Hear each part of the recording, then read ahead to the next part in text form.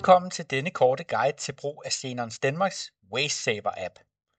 Du bliver tilmeldt vores WasteSaver-app via din mail, og herfra bliver du bedt om at oprette et kodeord.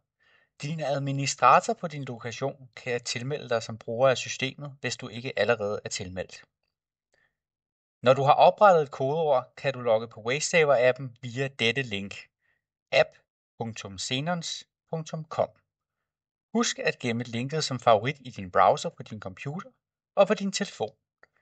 Bemærk, at der er tale om en browserbaseret app.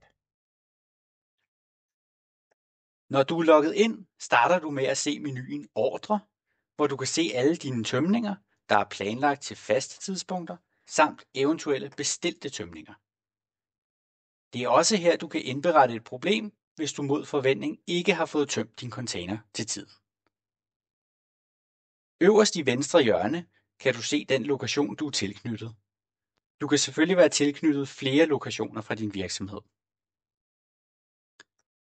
Når du skal bestille en affaldstømning, klik ind under Kontrakter. Find den affaldstype, du vil have tømt. Vælg boksen Anmodning. Vælg derefter affaldsafhentning. Det kan også hedde yderligere affaldsafhentning, hvis det er en affaldstype, som i forvejen tømmes i en fast rutine. Vælg det antal containere eller beholdere, som skal tømmes, og klik på Næste. Vælg dernæst din ønskede tømningsdato. Bemærk, at hvis den ønskede dato ikke kan lade sig gøre, vil vores servicepartner foreslå et alternativt tidspunkt. Vores servicepartner vil bestræbe sig på at tømme hurtigst muligt. Til sidst vil du blive bedt om at kigge din bestilling igennem, inden du så til sidst skal bekræfte din anmodning.